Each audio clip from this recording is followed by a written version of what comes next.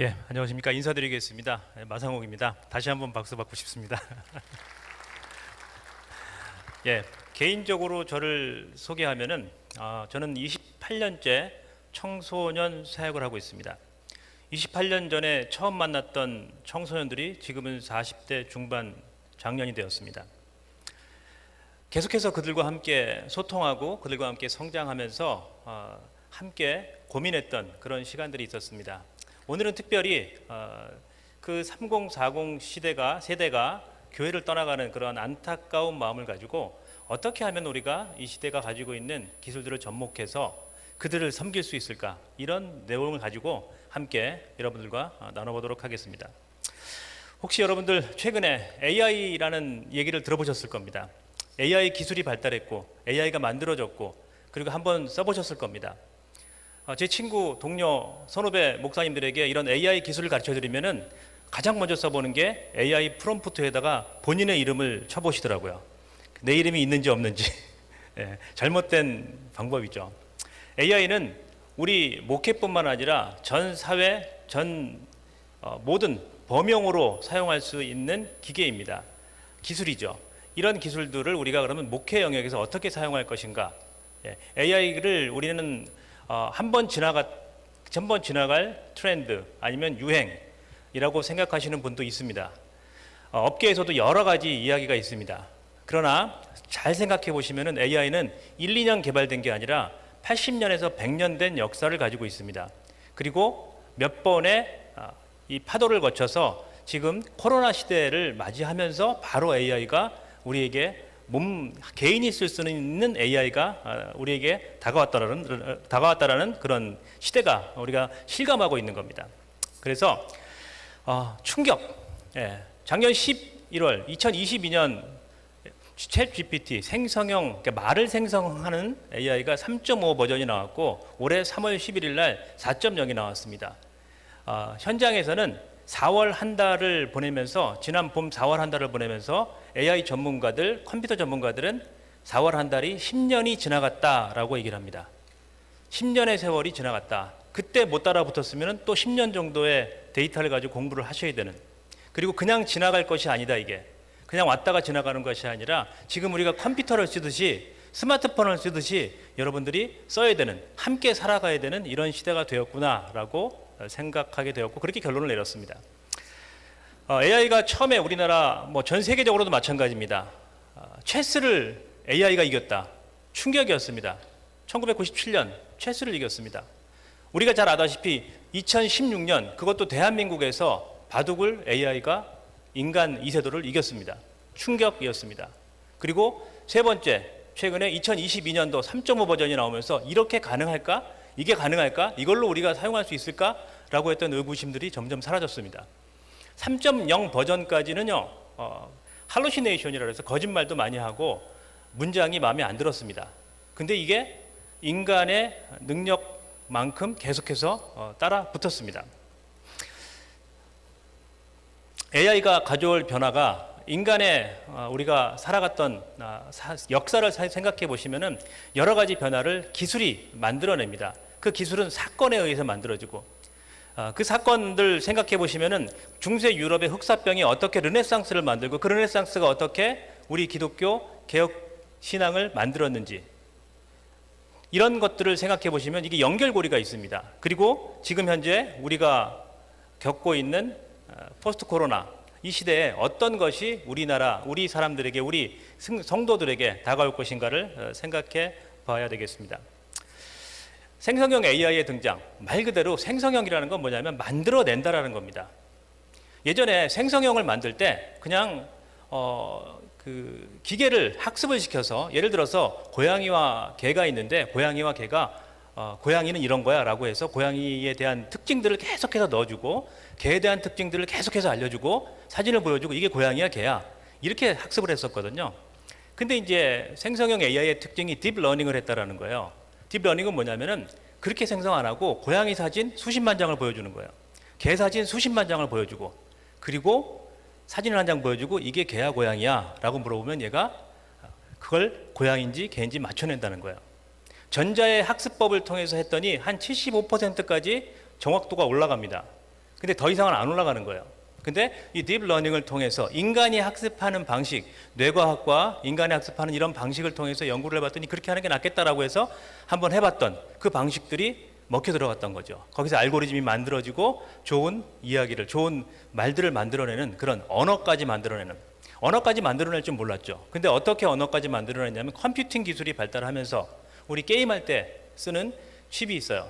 GPU라는 칩이 있는데 그 GPU라는 칩을 통해서 우리가 언어를 만들어내는 그런 이 수준까지 올라갔다라는 거죠. 우리나라에는 이렇게 GPT 그리고 여러분들 지금 찾아볼 수 있는 구글 바드 그리고 클로바 X 네이버에서 만들었죠. 저는 이 세 개 다 씁니다. 그리고 각각 특징이 있기 때문에 여러분들 한번 읽어보시고 그 특징에 따라서 어떤 것이 유리할 때가 있고 또 어떤 것이 잘 안 될 때가 있고 그렇습니다. 챗 GPT 같은 경우는 창의적으로 말을 만들어내는데 아주 잘납니다. 그러니까 아웃풋, 말을 만들어내는 쪽에다가 많은 투자를 했고요. 구글 바드 같은 경우는 정확한 사실을 만들어내는데 투자를 한 그러한 AI입니다. 클로바 X는 아직까지 베타 버전인데 클로바 X 같은 경우는 한국말을 잘합니다. 한국말을 잘하니까 한국말을 잘 만들어내겠죠. 앞으로도 그렇게 발전을 할 것 같습니다. 자, 이런 이제 기술적인 이야기를 많이 하지 않고 저는 이제 그 챗 GPT에 좀 국한돼서 뒤에 가면 얘기를 좀 하겠습니다. 인공지능의 발달에 의해서 사회적, 경제적, 문화적, 기술적 계속해서 변화가 있었죠. 혁명적이라고 할 수 있습니다. 회사에서는 많은 부분들을 효율성이라는 이름으로 바꿔내고 있습니다. 우리가 그동안 만났던 그냥 간단한 AI하고는 전혀 다른 AI가 만들어지고 있다는 거죠. 3040 세대에 왜 AI가 필요할까라고 생각해 보시면은 저는 3040 세대가 왜 이게 함께 뭉쳐지지 않고 교회를 떠났을까라고, 그리고 3040 세대는 어떤 세대일까라고 생각하면 제가 고민하고 묵상하면서 3040 세대는 교련복을 입지 않은 세대다 이렇게 생각했습니다. 교련복을, 학교에서 교련을 받지 않는 세대. 그러면서 함께 모이고 함께 뭔가를 하고 집단적으로 뭔가를 하지 않았던 우리나라 그 사회에서 보면은 90년대 학번들, 90년대 이후 학번들이 3040 세대로 이제 나왔는데 그 세대가 함께하지 않는, 그러니까 자기만의 특징들이 있는 90년대 말 학번들이 저는 이제 그 80년대 학번이었는데 90년대 말 학번으로 가면은 이렇게 뭉쳐 MT 가자 뭐 이런 거 잘 안 되기 시작했습니다. 그런데 최근 들어와서는 그게 이제 개인화된, 그래서 퍼스널리티, 이 단어를 매우 여러분들 많이 쓰실 텐데 뒤에서도 기억하셔야 됩니다. 퍼스널리티, 개인화, 그 다음에 거기서 좀 더 나가서 하이퍼 퍼스널리티, 초개인화, 그래서 다품종 소량화, 각자 개인에게 맞춰진 서비스를 제공한다라고 해서 세상의 서비스는 많이 바뀌고 있습니다. 그러면 교회가 줄 수 있는 게 무엇일까? 교회가 줘야 될 게 무엇일까라고 생각해보면 교회가 지금까지 줬던 거는 청자와 화자가 정해진, 나는 말하는 사람이고 당신은 듣는 사람이고, 그리고 그동안 수백 년 동안 지켜왔던 우리가 진리를 전달하는 방식들을 아직 바꾸지 않았습니다. 그래서 한 사람이 얘기하고 여러 사람이 듣는 방식의 이야기를 해왔다라는 거죠. 거기에서 3040 세대와 미스매칭이 이루어지지 않았나 이런 생각들을 해봅니다. 이 뒤에서 3040의 어떤 그런 하이퍼 퍼스널리티를 어떻게 맞춰 나갈 것인가, 챗 GPT가 가장 갖고 있는 최적의 기술 중에 하나가 이 하이퍼 퍼스널리티, 각자 개인에게 맞춰주는 그런 기술들을 소유하고 있다는 거죠. 3040 세대는 뒤에서 계속해서 말씀드리기 때문에 저는 이 부분은 간단하게 이야기하고 넘어가겠습니다. 문화적 특이점, 사회적으로는 과중한 빚이 있고 결혼도 안 하고 1인 가구고 프리랜서와 비정규직을 많이 갖는다 이런 얘기들을 하고 있습니다. 3040에게 AI를 적용한다면 그럼 어떻게 할 것인가? 최근에 제 유튜브에다 제가 올려놓은 게 있었는데 3040 세대를 향해서 큐티하는 법, 큐티도 한 출판사나 한 원고를 가진 사람이 큐티를 만들어내고 그 큐티를 출판을 해서 줬던 시대, 이게 이제 90년대, 2000년대 시대였습니다. 근데 그게 아니라 그런 디지털화된 큐티, 디지털화된 본문이 있으면 그 본문을 나에게 맞게 적용시키는 방법을 프롬프팅을 해서 챗 GPT한테 넣어서 나에게 맞는 적용, 나에게 맞는 질문, 나에게 맞는 그 본문을 해석하는 법들을 만들어낼 수 있다는 거죠. 개인화된 목회 상담 서비스, 뒤에도 말씀을 드리겠지만 챗 GPT는 모든 패턴이 있는 것들을 자동화해낼 수가 있습니다. 인간이 가지고 있는 모든 패턴, 이 패턴을 자동화해내는 방식들, 이게 챗GPT가 가지고 있는 기술입니다. 또 커뮤니케이션의 소통, 강화, 그 다음에 페르소나 활용이라고 그러는데, 챗GPT한테 명령을 할 때 첫 번째, 나중에 뒤에 프롬프트를 좀 말씀드리겠지만, 프롬프트가 명령어라는 뜻이거든요. 그래서 프롬프트를 이제는 프롬프트 엔지니어링이다, 명령어를 잘 넣는 사람이다. 그래서 외국 같은 경우는 프롬프트 엔지니어를 하는 사람을 뭐 3억, 4억의 연봉을 주고 데려왔더라, 뭐 이런 얘기가 많았죠.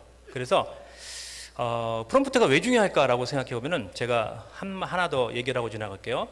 과거에 지식인이다라고 생각하면, 지식인은 어떤 사람이었습니까? 많은 것을 암기하는 사람이었어요. 암기하고 있는 사람은 지식인이다라고 얘기했습니다. 최근 들어와서는 어떤 사람이 지식인입니까?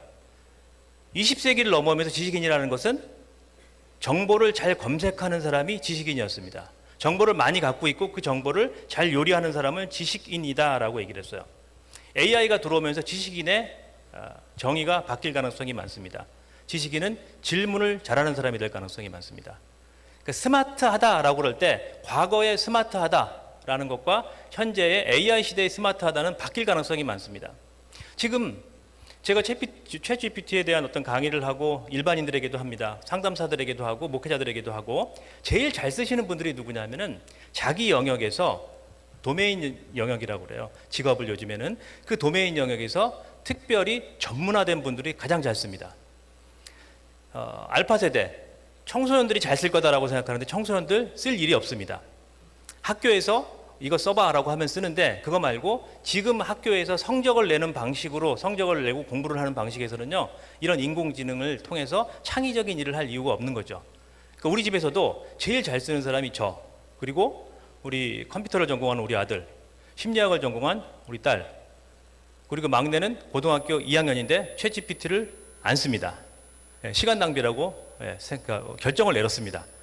도저히 이거 갖고 할 일이 없다, 창의적인 일을 할 일이 없다. 뭐 이거는 아주 화두가 되겠죠. 조금 어떻게 하면 교육이 바뀌어야 되는지 다시 한번 생각해 볼 부분인데, 다시 넘어와서 이런 페르소나, 그러니까 챗GPT한테 명령을 내려야 되는데, 그 명령을 내리는 첫 번째는 뭐냐면은, 네가 이런 역할을 해주겠어? 라고 명령을 내리는 겁니다. 이런 역할을 해줘 라고 하면은, 예 알겠습니다 이렇게 얘기를 해요. 20년 이상 목회 상담가로서의 역할을 네가 좀 해주겠어?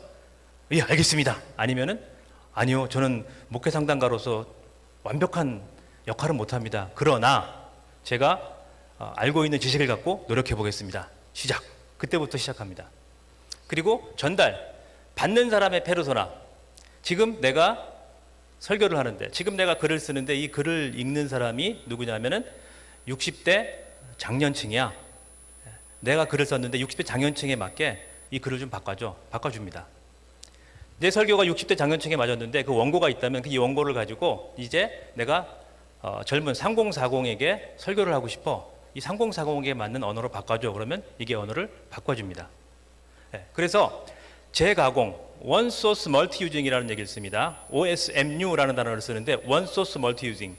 내가 한번, 목사님들께서 한번 만들었던 그런 자료들을 갖고 다시 재가공, 그 페르소나에 맞게, 청자들에게 맞게 다시 가공이 가능하고, 목사님들이 한번 설교하신 걸 가지고 유튜브 아니면은 글, 그리고 설교한 거를 가지고 유튜브에 요즘에 쇼츠라는 게 있어요. 1분 이내에 뭔가를 만들 때 이 챗GPT가 그걸 다 만들어줍니다. 그리고 자동화를 할 수가 있습니다.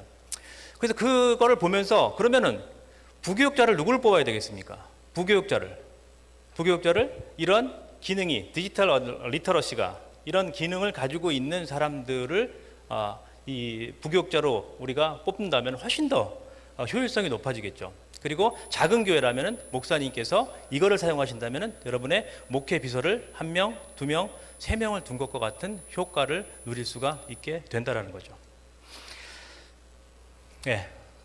좀 넘어가겠습니다. 프롬프트 엔지니어가 뭘까? 프롬프팅은 명령어라는 거예요. 명령어를 어떻게 할 것인가. 자, 여기 프롬프트 창이 있고, 여기 붉은 곳이 명령을 넣는 곳입니다. 스마트폰으로도 할 수 있고요, 그리고 컴퓨터로도 할 수 있습니다. 제가 목회자 목사님들을 모시고 이렇게 강의를 계속해 보면은 이 가입하는 것부터 한 시간이 걸립니다. 사실은 예, 내가 구글 아이디를 뭐를 했는지 예, 그 스마트폰 가게 가서 물어봐야 된다고 이렇게 얘기를 하세요. 그러니까 이제 그 다음 단계를 넘어가는데 1시간씩 걸려요. 그러니까 우리가 디지털 리터러시가 많이 떨어져 있구나 이런 생각들을 했습니다. 아무튼 넘어오셔야 됩니다. 넘어오셔서 가입하고 들어오면은 바로 이 프롬프트 창이라는 게 나와요. 여기다가 명령을 해야 되잖아요. 그 명령 중에 가장 많은 명령이 자기 이름 쳐보는 게, 아니면 우리 교회 이름 쳐보는 게 가장 많다고 그랬잖아요.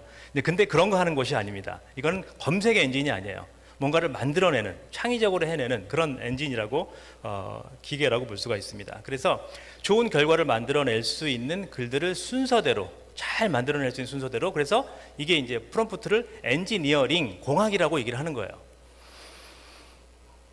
자, 보겠습니다. 생성형 AI가 이렇게 많습니다.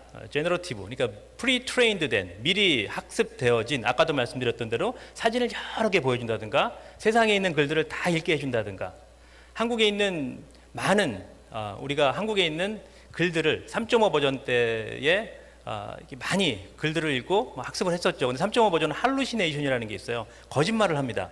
왜 거짓말을 할까? 한국에 있는 글들을 많이 안 읽은 거예요.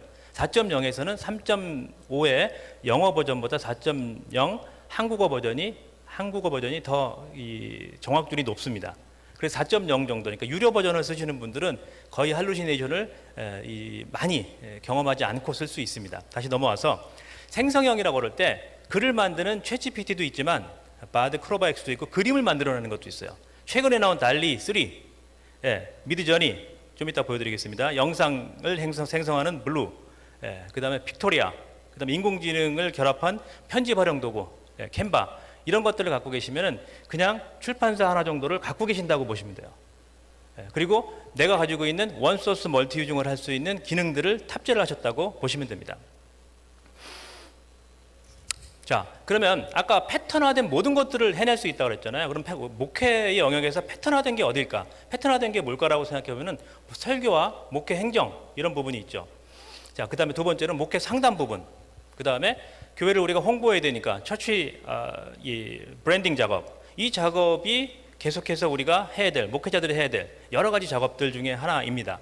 이것들을 어떻게 챗GPT를 사용해서 하는지 설명드리겠습니다. 첫 번째, 임무 부여를 해라. 먼저 아까 채팅창이 딱 나오면은 걔한테 무슨 임무를 부여하는 거예요. 너는 지금부터 목회 행정가 역할을 해줘. 너는 지금부터 상담사 역할을 해줘. 최근 논문 나온 거 보니까 이게 2배, 3배 정도의 정확률이 높아집니다. 범용 AI라고 했잖아요. 전 모든 지식을 다 알고 있는데 목회 상담가 역할을 해주는 모든 지식은 다 알고 있는 데다가 다시 목회 상담가 쪽으로 자기의 지식, 생각이 이렇게 한쪽으로 딱 들어오는 겁니다.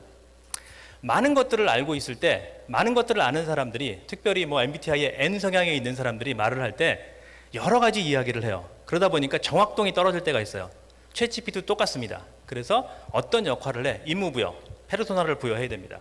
두 번째, 상황 설명, 구체적인 설명, 그 다음에 마지막에 조건이 지금 대상자가 누구다. 여기까지 나오셔야 됩니다.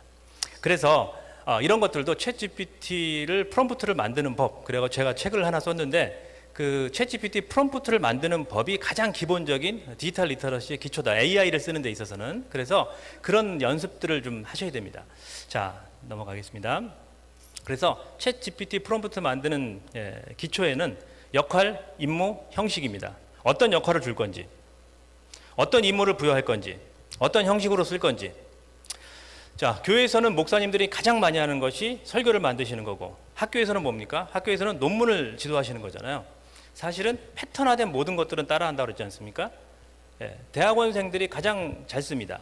대학원생들이 학교에서 지도를 하셔가지고 예전에 대학원생들에게 번역해와 그러면 번역하는 것도 많이 해요. 글 써와, 글 쓰는 것도 많이 하지 않습니까? 글 쓰는 거, 번역하는 거 다 얘한테 맡길 수는 없지만 우리가 했던 시간이 많이 들어가는 부분을 효율화할 수 있어요. 시간을 줄일 수 있다는 얘기죠. 머리로 하는 일들을 조금 줄이고 그 다음에 우리가 직관으로 하는 일, 창의적인 일들이 훨씬 더 인간의 일로 들어올 거라고 판단이 됩니다.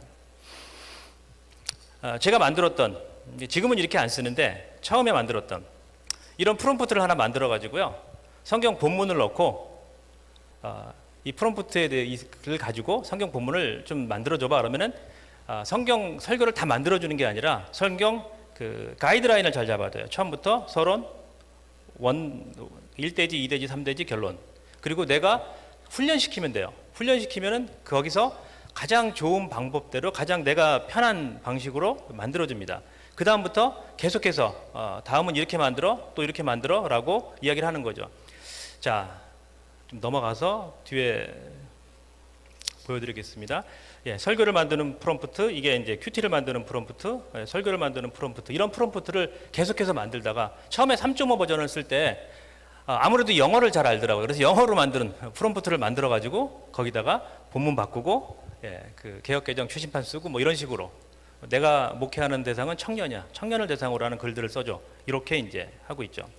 자, 잠시 보여드리겠습니다. 자, 여기에 나온 왼쪽에 나와 있는 교육 디렉터, 왼쪽에 나와 있는 부분이 제가 쓸 때 예를 들어서 오늘 아침에도 설교 묵상을 하고 왔습니다. 설교 묵상을 할 때 매일 성경 묵상을 한다. 그럼 저는 이제 그 아워 데일리 브레드를 갖고 하는데, 아워 데일리 브레드를 갖고 우리나라의 상황에 전이시키는 거죠. 전이시켰을 때 아워 데일리 브레드를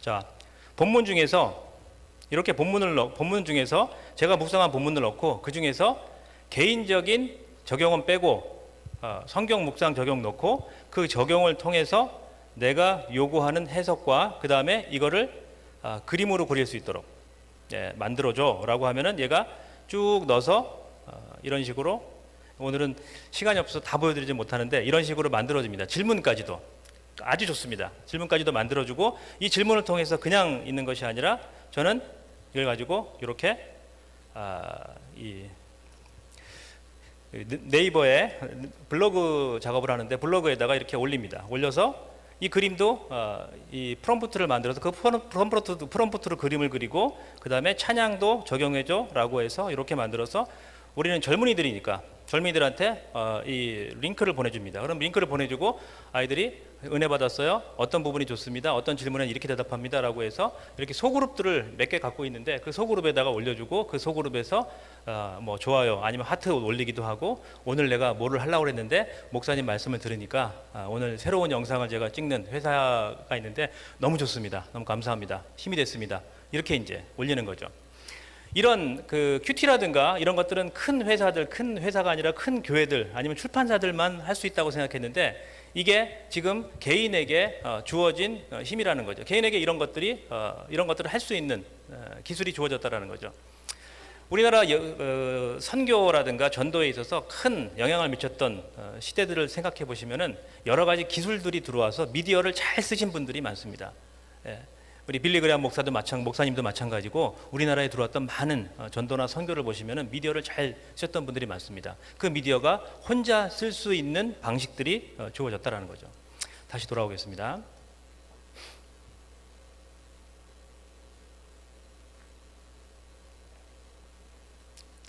예, 이런 프롬프트를 가지고 원소스 멀티 유징하고, 그리고 제가 했던 설교를 700자로 요약해. 그럼 700자로 요약하면 이렇게 만들어집니다. 이렇게 만들어지면 캔바에 가서 제가 만들어 놓은 템플릿 넣고, 그리고 그 우리 성도들에게 다 온라인으로 줍니다. 그리고 이걸 가지고 소그룹 모임을 하는 거죠. 예, 불과 설교 끝나고 나서 20분이면 만듭니다. 예, 식사 준비하고 밥 먹을 때 전 들어가서 이거 만들어 가지고 보내줍니다. 그리고 소그룹에서 소그룹 리더들은 이걸 가지고 하고, 이걸 가지고 주중에는 전도의 역할, 전도를 합니다. 이걸 가지고 새로운 사람들을 만나서 읽어주기도 하고 질문을 하기도 하고, 자, 이런 식으로, 예, 그게 달리 3가 만든 그림들입니다. 최근에 나왔던, 최근에 제가 묵상했던, 모세에게는 지팡이가 있었잖아. 그 지팡이를 그려줘. 모세에게는 아무것도 없는 것 같았지만 지팡이가 있었잖아. 그리고 우리가 그 묵상을 하고 그 묵상에 대한 것들을 그림을 그려줘. 그러니까 이렇게 그려준 거예요. 대단하지 않습니까? 예. 예. 도시에, 이 번화한 도시에서 우리는 하나님과 함께하는 시간이 필요해. 그 시간을 그림으로 만들어줘 라고 하니까 프롬프트를 주고, 그 프롬프트를 달리3가 다시 그림으로 그려주는, 그리고 그걸 갖다가 큐티집에 넣고 다시 우리 성도들이 함께 그걸 갖고 묵상하는, 뭐 이런 방식들이죠. 잠깐 넘어가겠습니다. 젊은 목사님들은 금방 알아들으실 거예요. 이렇게 이제 달리3하고 캔바를 사용해서 출력물들을 만들어내고, 그 다음에 저는 유튜브를 사용합니다. 그래서 설교 한 편이 나오면 설교 한 편을 가지고 유튜브 5개 정도는 만들 수 있습니다.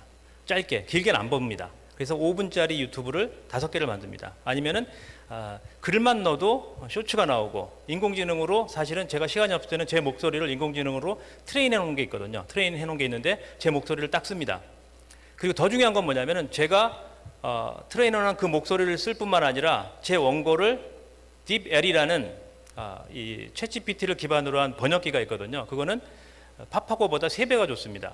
거기다 넣어서 영어로 번역하고 스페인어로 번역하고 중국어로 번역해서 제가 트레이너는 그 목소리로 영어를 읽게요. 훨씬 잘 읽습니다. 예. 사람들이 다 어떻게 그렇게 영어를 잘 읽으시냐고, 목사님 요즘에 영어 공부하신다고.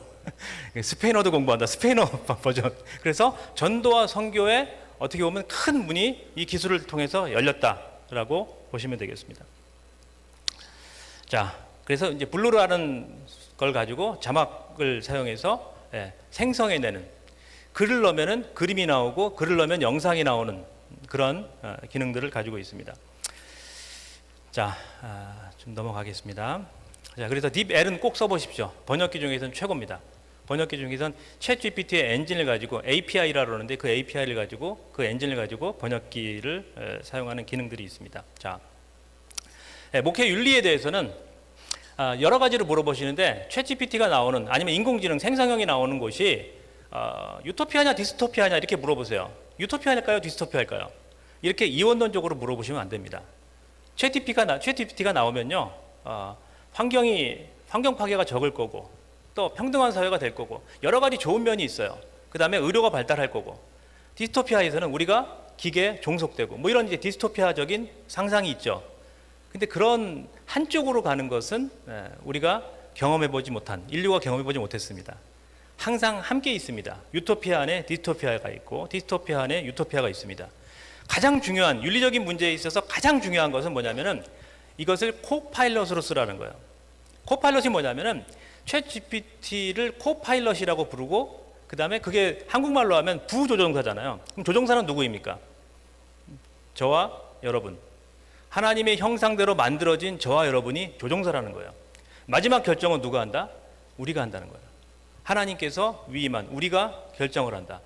우리가 이해하지 못하고 우리가 상상할 수 없는 그런 결정을 하는 것을 기계에게 맡기면 안 된다는 거죠.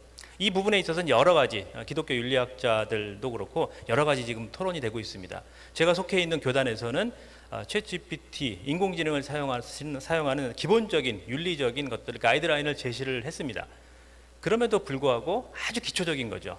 근데 중요한 거는 챗GPT, 이런 인공지능을 써보시고 많이 해보신 분들이 이런 윤리적인 가이드라인을 만드셔야 되는데, 지금 상황은 초창기입니다. 아무도 써보지 못한 미지의 세계로 들어온 겁니다. 그렇기 때문에 점점점 발전해야 될 것이라고 생각이 됩니다. 자, 목회 상담. 이 빨리빨리 설명을 하려고 그러니까 제가 말이 막 이렇게 섞여 나오는데, 조금 이제 목회 상담까지 가면은 거의 뒷부분이라서 여유 있게 좀 해보겠습니다. 자, 목회 상담. 목사님들이 목회 상담을 하실 때 챗GPT를 어떻게, 인공지능을 어떻게 이용할 것이냐. 제가 목회 상담의 영역에서는 신방이 있고요. 그 다음에 개인 상담이 있습니다. 대부분 급하게 목사님 신방 좀 해주세요 라고 하면 가서 어떻게 하십니까?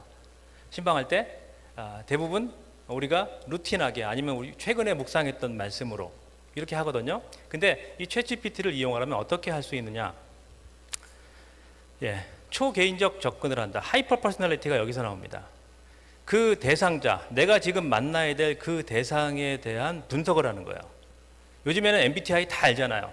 뭐 애니어그램도 얘기하는 데도 있고, 여러 가지 그 분석, 그러니까 분류되어 있는 개인의 자신의 어떤 성격이 분류되어 있는, 성격을 분류해 놓는 그런 방식들이 있거든요. 뭐 MBTI가 대표적이니까.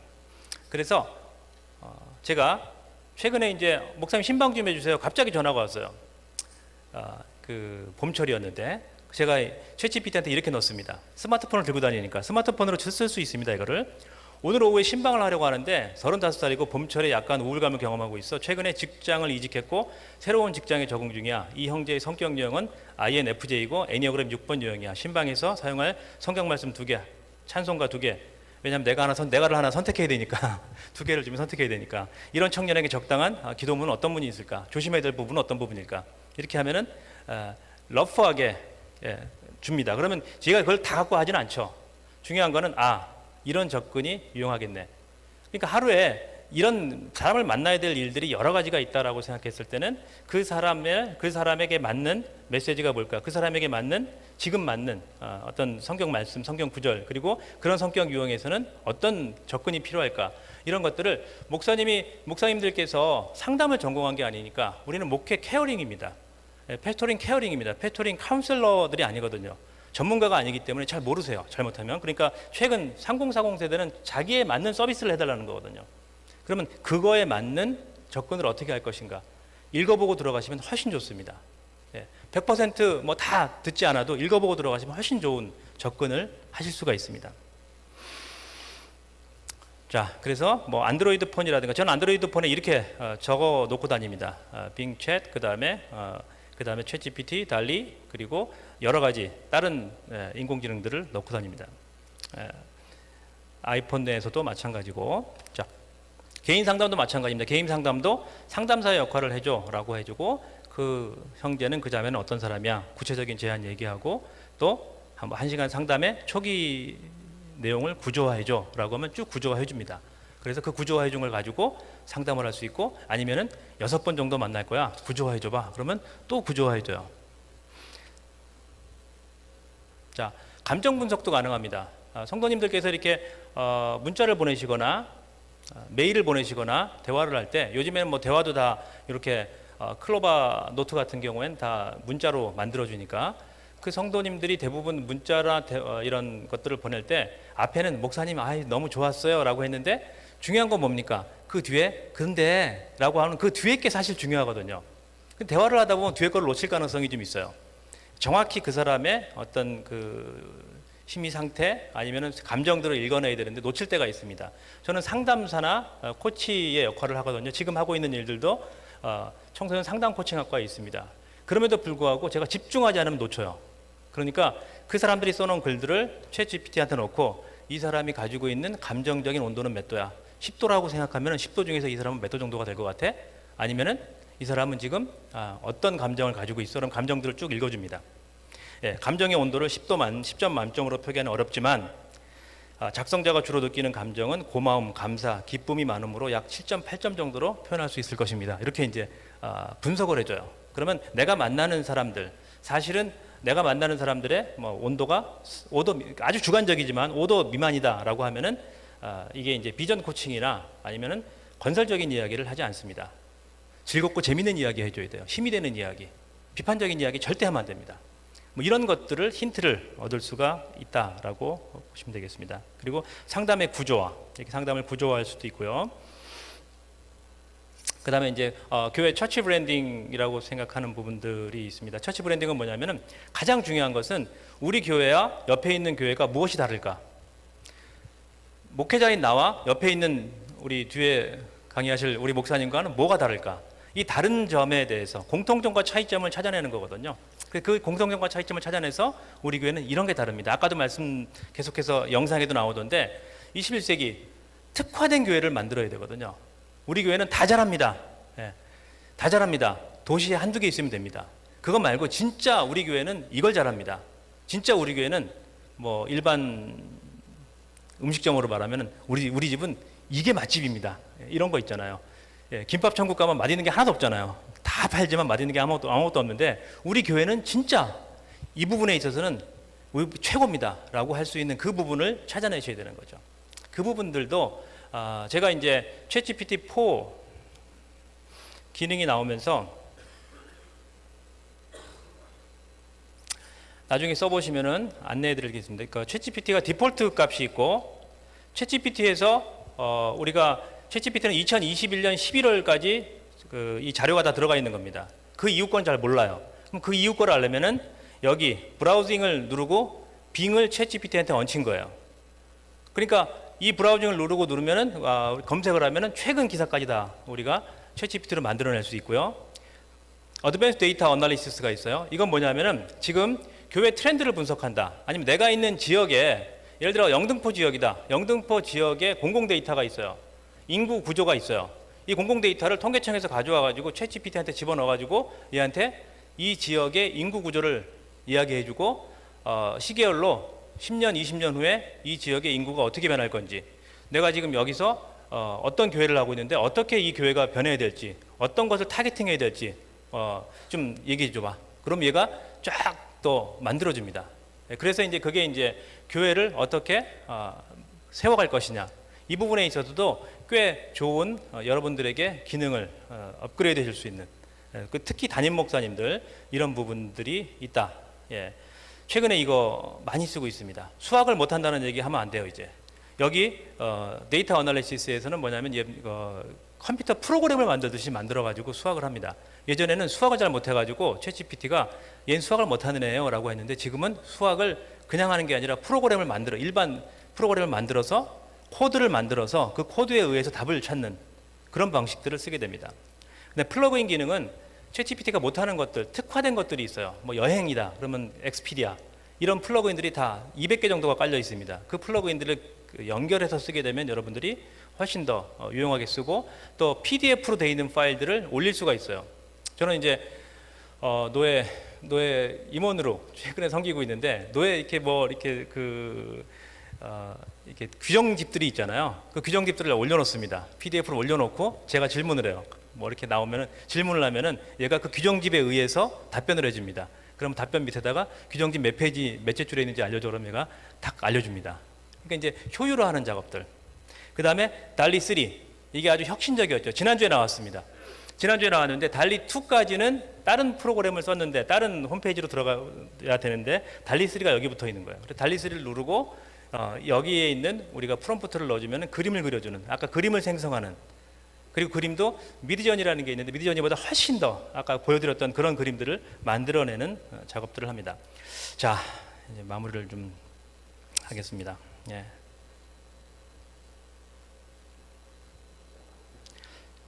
개인과 교회를 이 처치 브랜딩 하는 것까지, 공동체 아이덴티티를 만들어내야 되고 교회 브랜드 전략을 만들어내야 되고 교회 시각화 전략을 만들어야 됩니다. 이 시각화 전략까지도 교회 컬러까지도 교회 말씀까지도 잘 만들어집니다. 최근에 지금 내년 목회를 위해서 저는 2024년도 목회를 준비하는데 어떻게 준비할까? 뭐가 필요해? 뭐 어떤 자료가 있어야 될까라고 물어보니까 이런 자료 한 10가지가 필요합니다. 그러면 네가 나한테 거꾸로 질문을 해봐 라고 하면은, 이 친구가 이제 처음에 교회 성도들은 몇 명입니까? 그럼 제가 몇 명이야? 그 다음에 재정은 얼마입니까? 재정은 어느 정도 돼? 그리고 모임은 어떻게 됩니까? 어느 정도 돼? 제가 거꾸로 대답을 하는 거예요. 다 하고 나면은 거꾸로 얘가 그걸 가지고 그 베이스를 가지고 1년 목회 계획을 다시 짜주는 거죠. 천천히 분기별로 짜고, 그 다음에 분기별로 제목을 짜고, 이런 제목을 가지고 이런 목회 어떤 비전을 가지고 나가고 싶어 그러면 그거에 맞춰서 목회 계획을 티키타카라고 그러거든요. 이 프롬프팅을 가지고 주고받으면서 목회 계획을 만들어가는, 그러니까 비서라고 말씀드렸잖아요. 비서. 그 비서를 가지고 만들어가는. 그리고 이제 거기에 또 내가 목회하고, 저는 이제 젊은이 목회를 하니까 지금 저희 교회의 90%는 20대입니다. 그 20대에 맞춰가지고 그 목회의 어떤 브랜드를 만들어야 되니까 아주 잘 거기에 맞춰가지고 색깔을 잘 만들어줍니다. 계획도 만들어주고, 수련회 아니면 뭐 그 크리스마스까지 1년 설교 계획안도 같이 다 만들었습니다. 이런 식으로. 예전에는 한 일주일 이상 내가 시간을 들여서 기도원 가서 해야 될 일이었는데, 지금은 제가 해보니까 한 이틀 정도 앉아가지고 하루에 6시간 정도 앉아서 하면은 다 끝납니다.